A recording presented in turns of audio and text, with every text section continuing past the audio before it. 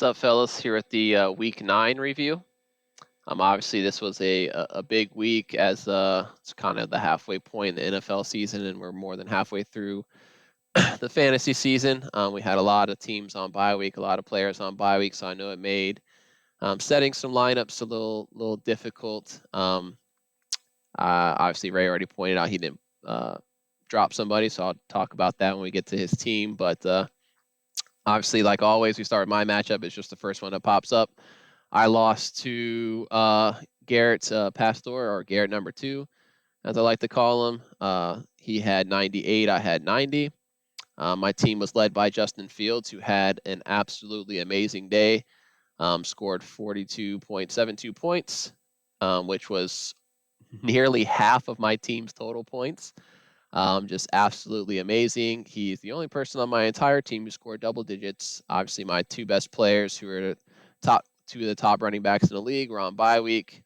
So that was pretty detrimental to my team. Going to be very tough to win there. I'll be honest, I don't even want to talk about my team. I mean, had to roll Kadarius Toney, got 2 points. Drake London 2, Dante Foreman 3.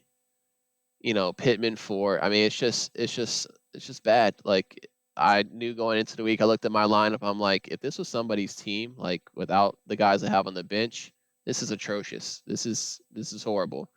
Luckily, I'll have my two top guys back, and hopefully that can keep me somewhat competitive. We'll see what happens.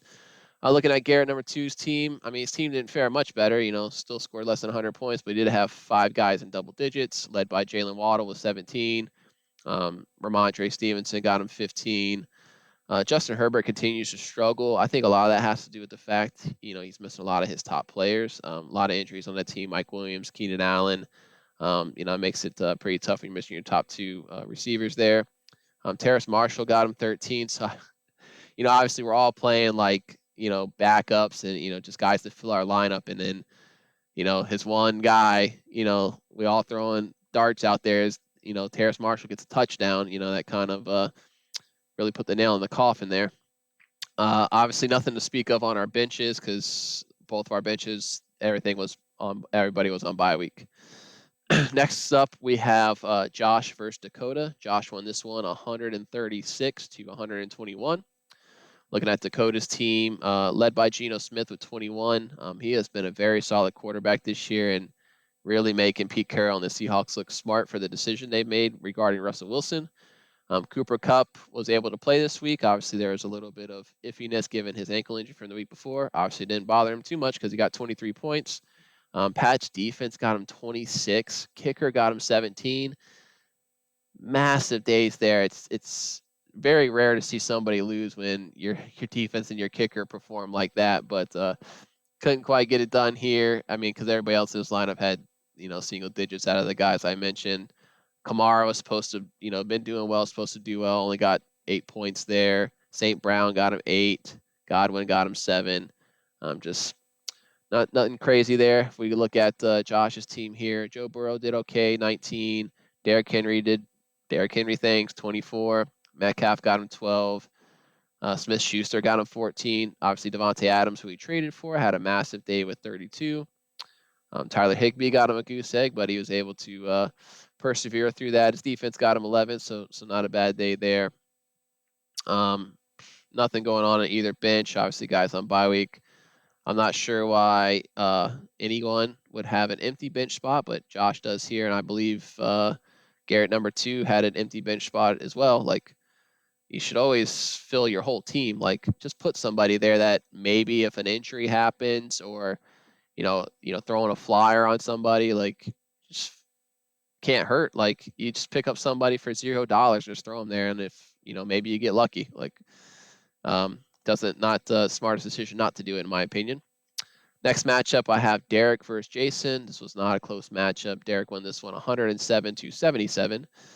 Derek had Lamar Jackson get him 18, Dalvin Cook with 13, Tyler Lockett with 15. Dallas Goedert had 20, so nice day out of Goddard. Kicker got him 10, defense got him 9. Had Jeff Wilson on the bench, who had 15. Obviously, his first day with the game with the Dolphins. He is familiar with the playbook, so it's not too surprising that he's able to get out there and perform well. But he's definitely probably going to take over for Raheem Mostert, most likely, given what we saw on Sunday. So we'll see how that goes. He's on a good team that should be able to put up points. So good player to have on the squad.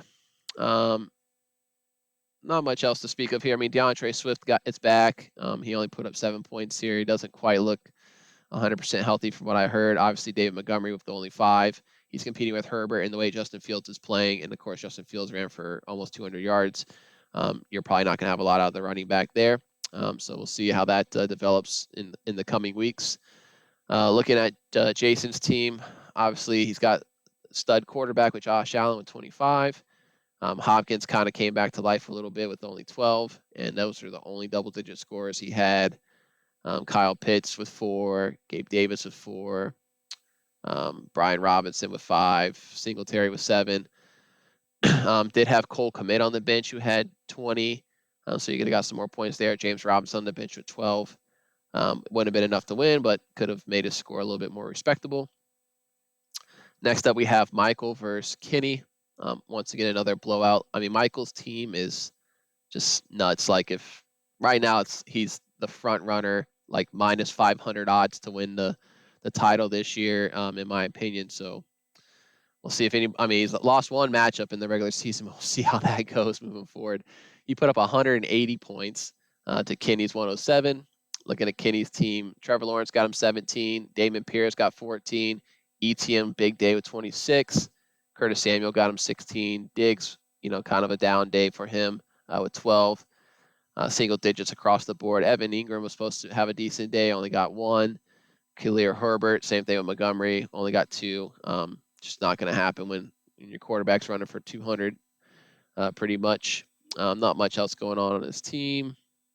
A lot of guys on bye week are out with injury on the bench.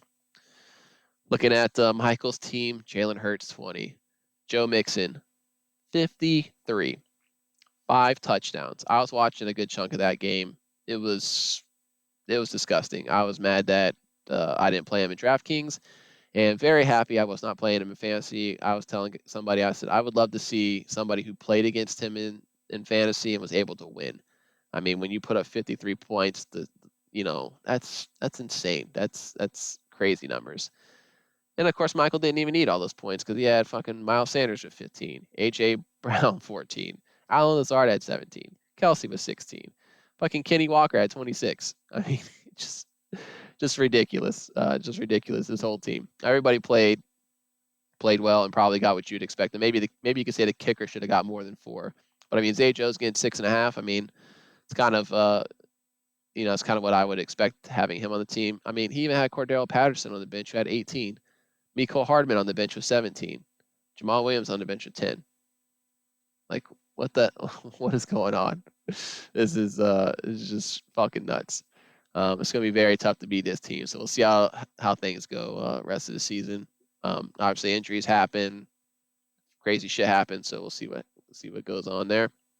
Next up, I got Garrett Baker versus Jason C. Garrett lost to what has been the worst team in the power rankings all year. Jason C put up 107 to Garrett's 95. Looking at Garrett's team, Kyler Murray did 19. Eckler with 20. Chris Olave got him 10. Tyler Algier got him 13. But not much else going on there. Fournette continues to struggle. DJ Moore finally came back to earth a little bit, as the whole Panthers team kind of did. Not much else going on there. His bench was on bye week. Darren Waller out with injury. He's got Mike Williams out with injury, so he's a little injury plague there. Looking at Jason's team, we have Derek Carr with 18.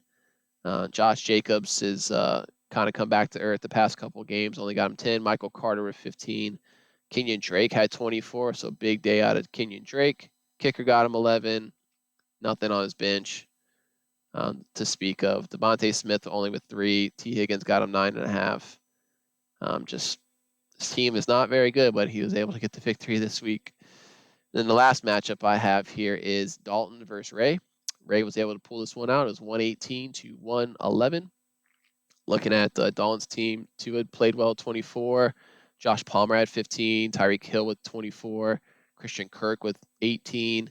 and just, his running back shit the bed. His running backs combined for like 10 points. Romeo Dobbs only had 2.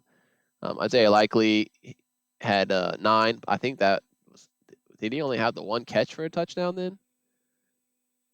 Yeah, he just had the 1 catch. That was the touchdown. And of course, Dalton thought he probably had life, and I think most of us did because it was early in the game, but couldn't pull it out. He did have Hawkinson on the bench, who had 12 points there. Wouldn't have been enough to get him dub if he played him over Likely. Obviously, if he plays him over like Romeo Dobbs, doubles up on the tight end, that would have got him the victory there.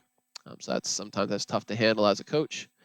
Obviously, he's without Jonathan Taylor, who keeps having that fucking ankle injury, and CeeDee Lamb was on bye. Looking over here at Ray's team. So obviously, Ray decided not to bench Harris, although he was ruled out plenty early enough to make a swap, I believe. Let me click on here and see what the news says. Maybe it just said the morning. I mean, the latest news shows. Yeah, so I guess he was questionable going into Sunday, but unlikely to play, and then he was actually ruled inactive. It looks like 16 minutes prior to waivers processing at noon for us, so maybe it would have been a little difficult for him to swap him out. But then when I look at his bench, he has Alec Pierce and Paris Campbell on the bench. Like, you could have cut either one of those guys. Like, those guys are free agents. Like, the way the Colts offense is playing, like, it's not even worth having. Like, I'm struggling fucking playing Michael Pittman, to be honest.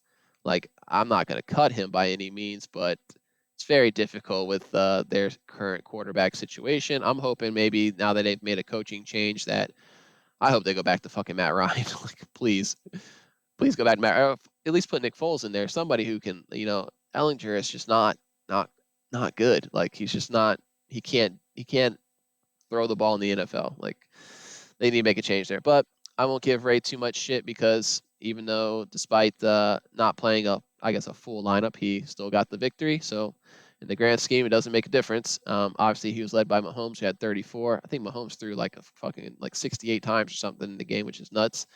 Justin Jefferson got him 22. Darnell Mooney with 14. Zach Ertz got him 13. Garrett Wilson with 14. Kicker got him 10. Not nuts going on his bench there. NVS only with the 2 points there. Antonio Gibson got him 6. A couple low lights in the lineup, but all in all, he was able to get the victory. So good for him. I can't. I don't really know what's going on as far as waivers go this week. I spent all my money, I believe, so there's not a ton I can do left. So I haven't paid too much attention to it because I know I probably won't be able to get anybody. I was looking at the trade deadline here. So it looks like our trade deadline's still 22 days away. So we got still plenty of time to trade. I know some of you guys have been willing and dealing for better or worse, but obviously it's only been, you never know how those trades are going to pan out. I need some receiver help. Obviously, I'm open to moving Nick Chubb in order to get something there. So if anybody's interested, feel free to hit me up. I will probably send out some stuff to some people this week. I know I have a pending trade with Dalton, so I have to explore that and see if that's something I want to look into, further and maybe go that route. But we'll see what happens. But best luck to everybody. When you guys see this, you'll have power rankings up. And good luck in week 10. See ya.